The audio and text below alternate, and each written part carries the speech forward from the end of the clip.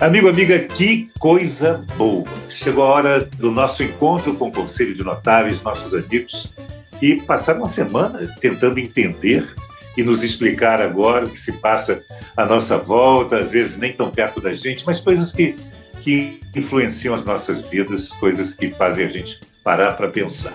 Conosco, como sempre, esse timaço aí, o Lula Vieira, publicitário, o também publicitário Elísio Pires, Clóvis Bulcão, professor Clóvis Bulcão, o designer Marcelo Pereira, o economista Manuel Tedim, o consultor Paulo Fraga, time completo, time batendo bola aqui com você no nosso Se Liga. E eu começo pelo Lula Vieira para saber o que impactou, o que chamou a atenção dele. Se ligou em que na semana que passou, Lula? Eu liguei em duas coisas. A principal foi com a realidade dos acontecimentos na Amazônia, que estão sendo desvendados atualmente, e a situação periclitante que está aquela região em relação à segurança, tráfico de drogas, à destruição.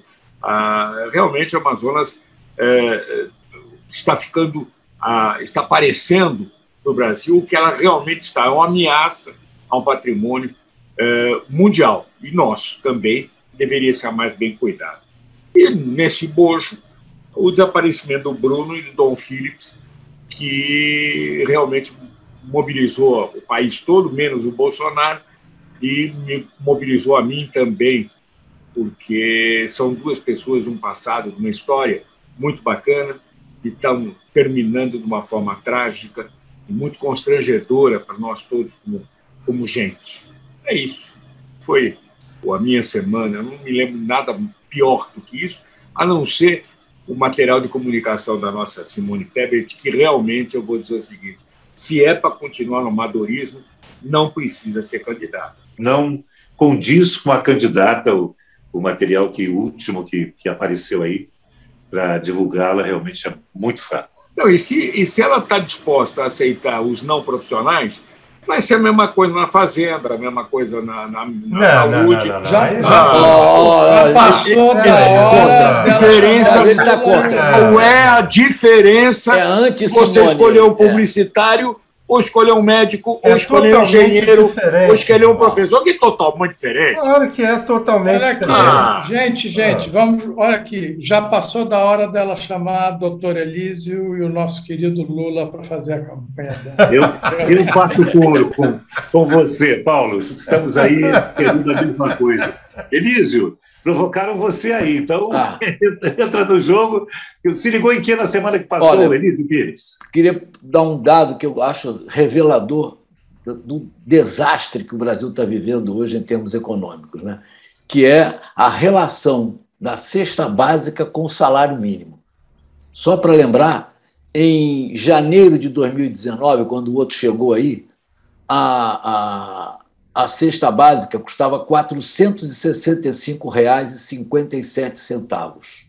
E o salário mínimo era de R$ 998. 998 para 466. Em maio, agora, a cesta básica ficou por R$ 1.226,12 e o salário mínimo R$ 1.212. Ou seja, ficou faltando R$ 14,12 para complementar a cesta básica com o salário mínimo.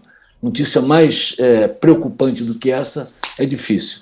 E dentro do preocupante, eu queria também lembrar uma frase do Paulo Guedes essa semana que eu acho define bem esse governo também. Diz que privatizar a Eletrobras é como o filho sair de casa. Ótimo, né? Privatizar o filho sair de casa. É um poeta. Bota poeta nisso, né? E outra coisa também que é importante a gente registrar, né? O frio aqui está tão terrível que eu não sei se vocês viram uma foto feita na praia, em frente às Charitas, de um pinguim na praia. Olha, pinguim no Rio de Janeiro realmente é revelador do clima que nós estamos vivendo aqui agora. É isso. Eu já vi pinguim lá nas cagarras. Não, mas sempre... Às vezes acontece. Tem um todo ano acontece, Marcelo. Todo ano vem pinguim para cá. Esse pinguim estava com a camisa do Botafogo. O pico das Agulhas Negras fez a temperatura mais fria do ano, foi em Agulhas Negras, foi -11. É mesmo? Porra. -11. Mas olha, por falar em frio, vamos ver se está frio por lá, né? Desde Buenos Aires, fala com a gente o professor Clóvis Bulcão. O professor se ligou em que na semana que passou aí, daí direto de Buenos Aires? Eu vou começar com uma local. E que é bem interessante, porque no sábado, do sábado para domingo, a imprensa brasileira falou que o Papa talvez fosse pedir aposentadoria. Domingo de manhã, a televisão argentina falou: não tem essa não, ele está muito bem, ele está fazendo uma infiltração no joelho, em breve vai estar lépido e fagueiro. Eu achei interessante isso, né? Porque a informação que saiu é que o Papa vai visitar a mesma igreja onde o primeiro Papa que pediu aposentadoria lá, não sei quando, em algum momento no passado, trabalhou. E o Bento XVI foi nessa igreja antes de pedir aposentadoria. Isso aí é que animou o mercado da informação, né? Mas os argentinos correndo falam: não tem nada disso, não, ele está muito bem de saúde. Agora, a coisa que mais me deu frio, calafrio e arrepio, é essa história de usar o dinheiro da privatização da Eletrobras para bater preço de gasolina. Isso só pode sair da cabeça de gente que não tem moral, né? Essa notícia é uma coisa horrorosa, né? A gente lembra, nós aqui somos da geração do FHC, da privatização da telefonia, e tem aquela famosa frase, eu acho que é do Recupero, né? Estamos no limite da nossa responsabilidade, mas ficou um ganho, né, na privatização das teles, né? A gente passou a ter telefonia, né? Agora, privatizar e pegar o dinheiro para bater gasolina, isso é uma coisa que uma pessoa que tem um mínimo de compostura não pode aceitar, né? Eu acho isso horrível, detestável, né? Eu não entendo alguém bater palma para eles. Meu Deus. Vamos até chamar para a conversa Paulo Fraga, nosso consultor. Paulo, se ligou em que na semana que passou? Além do que já foi comentado aí pelos nossos amigos, como sempre muito bem, eu continuo muito incomodado com essa guerra lá entre Rússia e Ucrânia, né? Uma coisa que realmente é de uma profunda tristeza, porque em vez de ter uma perspectiva de que possa melhorar, os cenários continuam se agravando, né? E o outro ponto, para adicionar o que está sendo comentado, é esse ambiente econômico, de maneira geral, e político muito confuso, complexo e difícil, entendeu? Então, essas coisas vão nos trazendo um nível de preocupação adicional ao que já foi comentado. Manuel Tedinho, você se ligou em que na semana que passou? Bom, eu concordo plenamente com essas críticas ao Paulo Guedes. É uma figura realmente perdida na economia, né? Eu tenho certeza que ele sabe alguma coisa de economia e, portanto, por isso, muito pior o que ele fala, né? Quer dizer, um doutor formado na Universidade de Chicago que chega publicamente e pede os supermercados para não remarcarem preços, realmente é o fim. Ele rasgou a biografia dele de uma maneira inacreditável. Quer dizer, esse cara é o fim da picada e virou tentando transformar a política econômica num instrumento de reeleição do chefe dele, que não tem nada mais detestável e menos técnico e menos adequado para o ministro da Economia.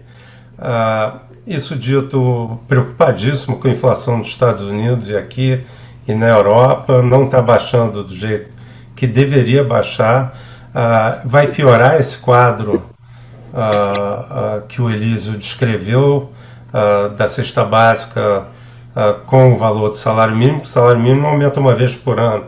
Então, até maio do ano que vem, tem quase um ano. A previsão do mercado para a inflação está na casa dos 9%, é um pouquinho menos.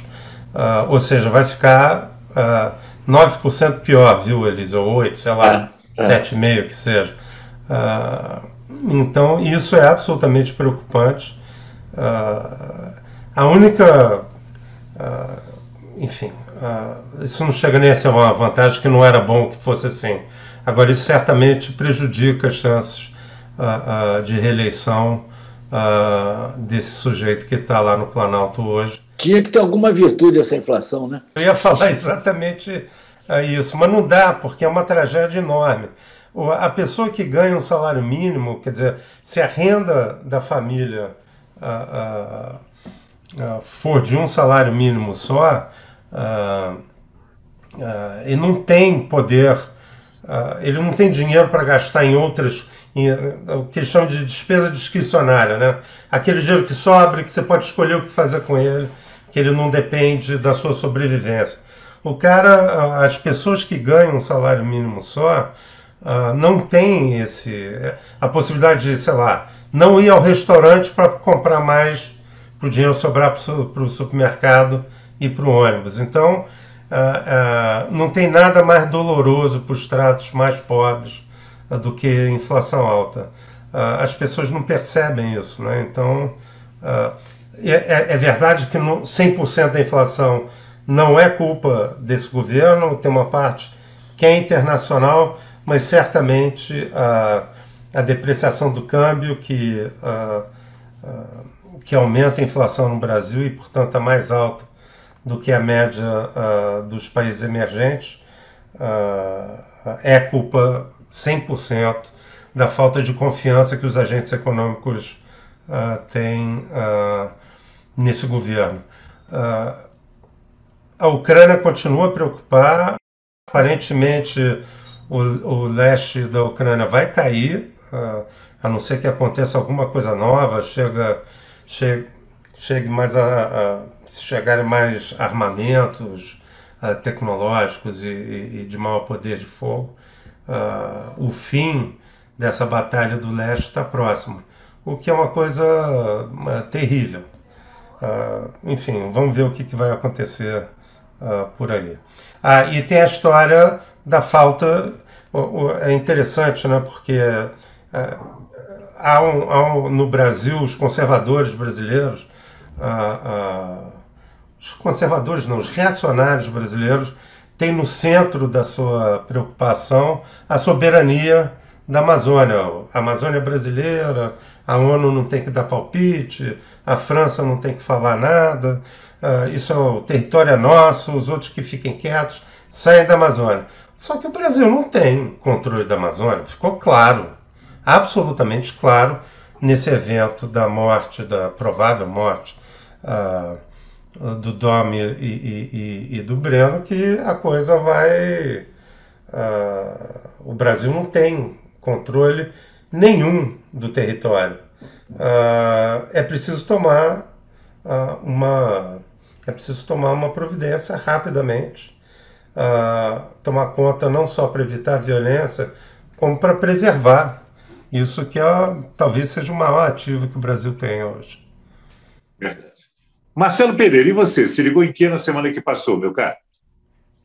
Os amigos já falaram tanta coisa, mas é muito difícil não pensar nessa coisa lá, né? Nesse desaparecimento, né, do Bruno e do Dom, né?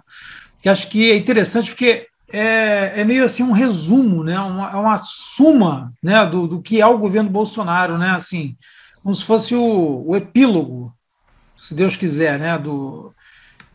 Tá tudo ali, né? É o resultado da política de desmantelamento da FUNAI, de você tirar toda a regulação né, e fiscalização das atividades ilegais, são as armas liberadas, né, o garimpo ilegal, a matança generalizada e aparelhamento dos militares, está tudo ali, né? Está tudo, inclusive, aparentemente, a Polícia Federal, há uma possibilidade de ela estar sonegando informações a respeito do desaparecimento, né, para não prejudicar o presidente quando ele estava lá nos Estados Unidos, enfim. E o que o Manuel acabou de falar, né, essa oposição que eles querem criar entre a preservação da Amazônia, o esforço internacional por preservar a Amazônia e a soberania, isso não existe, né? Porque você está sem os dois, né? Você não tem preservação, e não tem controle nenhum, né? É um faroeste absoluto, não tem, é uma coisa completamente entregue às milícias de lá, né? Que são esses caras, né? Ilegais. É uma tragédia, né? Esperamos que essa coisa tenha um desfecho a partir do ano que vem positivo, né? Uma pena. Não sei qual eu também, Marcelo. Eu não sei qual de vocês colocou no nosso espaço de conversa lá uma ilustração que é bem o que eu penso sobre a atuação das Forças Armadas, sempre, não é a de agora, mas ela se atém a coisas muito pequenas diante da grandeza desse território e do que elas poderiam fazer, né? Que o Exército, a Marinha e a Aeronáutica poderiam fazer pela nossa Amazônia é um campo infinito. E eu não vejo uma atuação... É uma bela atuação de quem está lá, mas em número tão pequeno de ocupação das Forças Armadas, os soldados e marinheiros e aeronautas, aeronautas, né? Que estão lá, enfim, não justificam aquele território todo daquele tamanho. Enfim, eu fico triste. Barbosa, só para concordar com você, o Exército particularmente, eles conhecem bem aquilo e sabem trabalhar lá e são competentes. Isso. O problema é que não tem estratégia, não é prioridade. Então, fica essa coisa relegada. Tem que ter uma articulação da Polícia Federal, do Exército e das PMs locais até, mas eu acho que isso é tão importante que deveria ser federal. Manuel, eu colocaria as 3 forças lá. Tem rios navegáveis que justificam a Marinha estar lá. Tem uma parte que só se faz pelo céu. Justifica helicóptero e aviões da aeronáutica. E o chão, como você disse, o Exército conhece aquele território como ninguém no planeta. É só... Tem o CIVAM lá, né? Você tem um controle do CIVAM que é bastante forte, pelo menos na área de voo. Não tem por que ter voo clandestino para garimpo. E até eu não sei agora, mas o tempo que eu tive muito perto para fazer filmes de comunicação, de propaganda, o pessoal do Exército é muito bom. Muito pessoal, bom. Inclusive, idealista. Isso, o pessoal que está lá para trabalhar, para prestar serviço. Eu acho que... Gente, acho que o que me parece é que isso não é um problema de competência, não. Foi o que eu falei. É um problema de vontade. Isso é a consequência de uma vontade do governo federal de desarticular tudo. É ideológico. Você tem ideológico, ideológico no pior sentido da palavra, de você ter uma cortina de fumaça, né? O Exército... E o apoio... Então, eles estão combatendo moinhos de vento, né? Urna eletrônica, isso, não sei o que lá. Marcelo, e é apoio a uma parte importante da sustentação desse cara aí, que são milicianos, garimpeiro. Quando, às vezes, o governo federal fala em que é a favor da mineração na Amazônia, mentira. Eles são a favor do garimpo ilegal. Ano passado, saiu nos jornais, eu não sei se é verdade, mas esse número foi achado em algum lugar, que se exportou ilegalmente a mesma quantidade de ouro da Amazônia que se exportou legalmente. Ou seja, 50% do que é explorado é ilegal. Ilegal botando mercúrio em rio, matando índio, enfim, desmatando de forma desregulada, tal. Não pagando imposto. É como se você estivesse redescobrindo a América. É como se você estivesse redescobrindo a América ou então reinvadindo a África. Marcelo, aproveita que está com a mão na massa O que a gente vai ver nesses próximos dias, na telinha ou na telona? Eu comecei a assistir o Ruptura. Já ouviram falar da série da Apple? Não. Ruptura é uma série meio distópica, assim, meio não, completamente, né? Parece um pouco Black Mirror. É um escritório onde funcionários tiveram a memória cortada, assim. Só tem a memória do que eles fazem no escritório e a memória do que eles fazem fora. Um encontra o outro. Eu comecei a ver isso agora. Agora, eu queria, na verdade, indicar um livro que eu estou lendo. Não sei se vocês conhecem esse livro aqui, ó, O Diálogo Possível, do Francisco Bosco. Esse é excelente. O filho do João. É um livro assim da hora. Não tinha que haver um livro mais oportuno do que esse, né? Que é justamente a tentativa de se debruçar sobre esse terrível momento ideológico, político e de convívio, da polarização, né, completa, absoluta, onde ninguém ouve ninguém, e você baixar a bola um pouquinho, né, voltar a reconceituar as coisas e conversar e procurar um centro onde você possa, onde as diferenças possam ser conversadas, escutadas, e, né, é muito interessante o livro. Então ele vai de pensadores da esquerda, da direita, das pautas identitárias, né, e da incompreensão que um lado tem do outro, o que é o conservador, o que é muito interessante. O tom dele ele é muito generoso intelectualmente, né? Ele tem as posições dele, o Chico, né? Mas é aquela coisa do intelectual mais interessante. Você tem que se colocar um pouco de fora e tentar se debruçar e ter essa empatia intelectual de conseguir ver um pouco de longe as coisas, né? Sem esse engajamento instantâneo, né? Eu queria aplaudir essa frase que ele falou, quer dizer, essa ideia que você traz para a mesa, que é brilhante. Nós estamos num momento em que essa tentativa de compreensão do outro, de você adequar a sua linguagem, a sua compreensão das coisas para ver junto dos outros, é importantíssimo. Nós não podemos viver num tempo de ruptura como a gente pode construir. Uma das coisas que aconteceram agora, não só no Brasil, mas no mundo, é a falência da linguagem, né? Isso. É um horror absoluto, né? Mas você vê, Manuel, por exemplo, ele cita, você vê que ele gosta muito do Isaiah Berlin, que é um cara incrível. Um menino inteligente, Então tem aquele conceito da liberdade positiva e liberdade negativa, né? Que liberdade negativa é que não me enche o saco, deixa eu fazer o que eu quiser aqui. É a única liberdade que o Bolsonaro, mais ou menos, e essa turma, essa caterva aí, entende, né? E tem a liberdade positiva, que é a liberdade de você dar ao outro. Né? Quem não tem direito nenhum, não tem nenhuma chance de, né, você conseguir fazer com que as pessoas tenham também chance de ter algum poder político, alguma ingerência na sua própria vida, né? A liberdade de todos participarem e de todos compartilharem. Todos participarem. E a liberdade positiva e negativa, às vezes, elas entram em choque, né? E essa negociação, que é uma negociação que tem que acontecer permanentemente numa democracia, né? E o engraçado é que as pessoas que falam sobre a comunicação e batem palmas loucamente a respeito de todo mundo hoje participar das redes sociais, etc., a gente não pode se esquecer de posições como a do Marcelo, como a do Manuel, a ideia de que você tem que realmente ouvir o outro.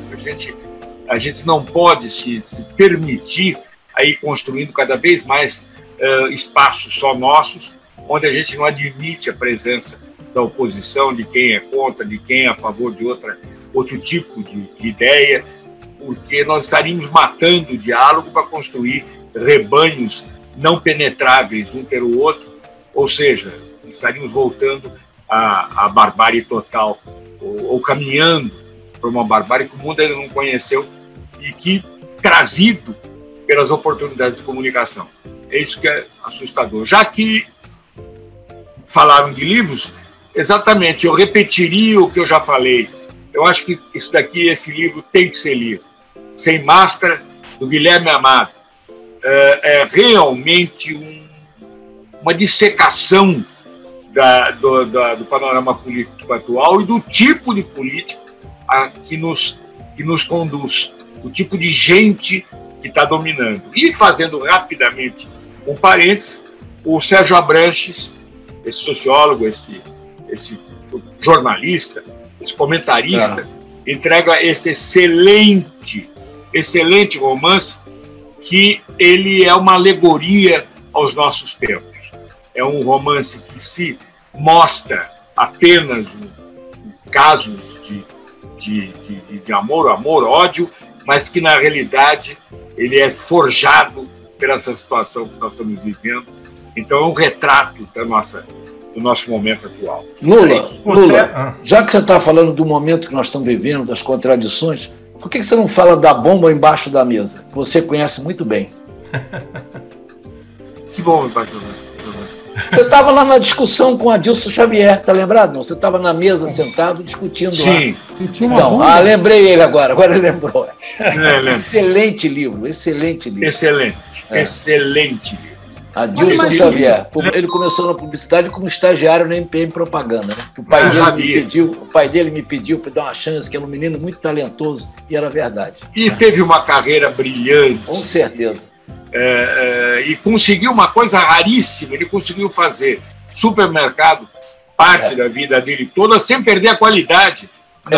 Quer dizer, ele não virou um varejista apenas gritalhão. E o pai dele acabou de morrer, né? Morreu há pouquíssimo tempo agora. Né? Foi.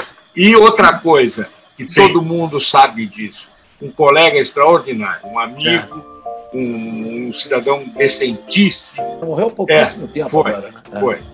Foi. E outra coisa, que todo mundo sabe disso, um colega extraordinário, um amigo, um cidadão decentíssimo. Realmente o Adilson semana que vem, vamos falar do livro dele. Faz muito bem. Muito bem lembrado, Elísio. Só lembrar da importância do Sérgio Abranches, ele é o cara que criou o conceito de presidencialismo de coalizão. Foi meu colega de secretariado, né? É verdade. Do Moreira Franco, que era um... Franco, verdade. Não precisa ofender também. Aliás, é um casal magnífico, eu tenho orgulho. Com certeza. É bastante próximo. Miriam Leitão e ele. São companhias agradabilíssimas. Estiveram aqui almoçando no sábado passado. O papo de você não querer que amanheça. Ele, particularmente, ele chega a ser mais simpático que a Miriam ainda. Sim. Né? A Miriam é ótima, não estou... mas ele é amoroso, assim, muito brincalhão. Aliás, a Miriam está com uma bela carreira como escritora de livros infantis. É impressionante. Os livros infantis dela são uma graça. E não combina com a persona pública dela, Não. Isso que é o mais interessante. Né? É sim. E tem uma coisa linda, porque eu falo em nome, inclusive, da minha mulher, que é autoras de livros infantis, eu respeito pela inteligência da criança. Livro infantil não significa você ser tati-bitati, não, ser imbecil, o Ivo viu a uva. Pelo contrário, você pode fazer, está aí o Monteiro Lobato para provar isso, pode fazer coisas brilhantes para a infância. Hoje em dia, conceitualmente, a Silvana sabe disso muito melhor do que eu, não entendo nada disso. Mas é exatamente o contrário, né? Você não deve conversar ou se comunicar com a criança de forma imbecilizada, né? Não tem nada. Você tem que falar com a criança com palavras enfim, do cotidiano. Quanto mais cultura, ideias e tal, você conseguir compartilhar na sua interação com as crianças, melhor, né? Verdade. Só para a gente continuar incensando os nomes citados nessa nossa parte literária, queria chamar a atenção para o autor da sugestão do Marcelo, que é o Chico Bosco, o Francisco Bosco, que é filho do músico João Bosco, que consegue ter uma rara unanimidade. Ele é respeitado literariamente, ele é respeitado na comunicação, como um belo comentarista de TV que e é respeitado na música, como letrista, como poucos da nova geração, parceiro do pai dele, João Bosco. É um cara que consegue faz um sucesso com as mulheres, que é uma coisa impressionante. E ainda é bonito, isso. Bonito e saboroso. Por falar no pai, eu tenho uma história engraçadíssima, porque fomos, eu e Silvana, nós tínhamos que ir à Europa e o avião da Varig atrasou 14 horas. A gente ficou na sala VIP, porque não se sabia se ia chegar o avião ou não, ou se iam arrumar o avião ou não para a gente poder partir. E eu tive a graça, a maravilha de ter João Bosco esperando também. Então chegou o momento que eu comecei a torcer para o avião não ser consertado. Quando Muito a moça bom. veio e disse, vocês podem embarcar, eu quase disse, Muito bom. Senhores, isto posto, vamos ao ponto. E cada um tem 1 minuto, hein? No máximo, para dar o seu recado agora no que vai se ligar na semana que chega. 1 minuto mais generoso para o Marcelo, não, para o Paulo Fraga e para o professor Bulcão, que ficaram muito calados nesse nosso bate-boca e boa conversa aí. Professor Bulcão, Clóvis Bulcão, se liga em que na semana que chega? Olha, vou repetir o nosso último encontro, né? Eu sigo preocupado com a questão dos combustíveis no país, né? A situação na Petrobras é cada vez mais estranha, né? Eles querem botar para fora o cara que eles acabaram de colocar. O preço dos combustíveis parece que está represado, de certa forma. Isso não vai acabar bem. Aqui na Argentina já está faltando, e aqui não tem congelamento, não é nada disso. Aqui já falta combustível, óleo diesel em 19 províncias, 19 estados. Então, a gente que é mais velhinho, né, o efeito Orloff, né? Eu sou você amanhã. Eu sou você amanhã. Isso aí está em segundo plano por conta da viagem do Bolsonaro, por conta da morte dos rapazes na Amazônia. Mas isso é uma bomba prontinha para estourar. Paulo Fraga, e você? Se liga em que na semana que chega, meu amigo? Já tomei uma providência para que nossos cenários futuros sejam melhores do que a gente tem hoje. Mandei um zap para Simone Tebet dizendo, sugerindo os novos líderes da campanha publicitária dela, que é o Lula e o nosso querido Elísio, e disse a ela que mandei rezar a missa diária e só ela vai nos salvar nesse futuro breve que a gente tem por aí. Lá no Cosme Velho, né? Mas, infelizmente... Não é, Paulo? É lá no Cosme Velho, né? Os santos, apelei a todos os santos. Por obrigações profissionais, eu não posso me ligar a nenhum político. Mas Elísio pode. Então, Elísio, prepare-se, que é você. Aliás, Elísio, se liga em que na semana que chega? Estou ligado na primeira reeleição de governador no Rio Grande do Sul. Estou ligado. Acho que... E outra coisa, faz parte também da própria campanha da nossa Simone. Aliás, não é Simone, não, é Simone. Sim. Tá bom. Marcelo Pereira, e você? Se liga em que na semana que chega? Eu vou ser mais light, cara. Eu estou ligado ver se a Covid permitir aí, se vai ter alguma festa junina legal. Eu gosto mais do que carnaval. Vamos ver. Eu acho que talvez eu vá no sábado em Petrópolis. Eu estou ligado nisso aí. O balão está subindo e está caindo a garoa, né?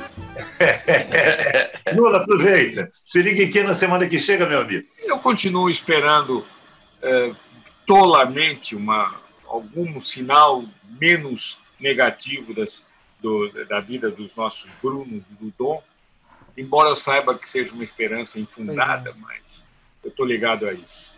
Estou ligado com muita tristeza, porque são duas pessoas extraordinárias. Que vem um milagre, né? Que vem um milagre. Pois é. Verdade. E você, Manuel, se liga em que, Tedinho, na semana que chega? É isso, reação da Simone, ver se já começa a mexer os números, ainda é cedo, mas já pode mexer alguma coisa. Essa tragédia da Amazônia e eu concordo com o Clóvis, essa questão do diesel é muito grave e pode adicionar, na verdade, a inflação, porque se tiver uma paralisação dos caminhoneiros, a coisa vai ficar muito feia. E tem a outra coisa, que os casos de Covid estão aumentando muito, né? Graças a Deus não está... aumentou também um pouco a hospitalização, mas não demais, mas tem um pouco. E óbito, graças a Deus, está meio parado. A mudança é muito pequena. inúmeros, mas é sempre bom ficar atento a essa realidade com a qual a gente vai ter que conviver durante muitos anos. Né? Mas graças à vacina que a gente está segurando essa questão. Isso aí seria um tormento, mais um tormento para nós. Manuel Tedim, Lula Vieira, Elísio Pires, Paulo Fraga, Clóvis Bulcão e Marcelo Pereira, esse sexteto fantástico, volta semana que vem para a nossa felicidade, para a gente entender melhor esse mundo à nossa volta. Não deixe de se inscrever no programa, dar o seu like, o seu dislike, dizer o que gosta, o que não gosta, sugerir pautas, criticar nosso programa. A gente está aqui para ouvir você. E semana que vem, com muito prazer. Até lá! Até lá! Vai. Tchau, tchau. Abraço, socorro! Socorro, socorro, socorro! Buenos Aires!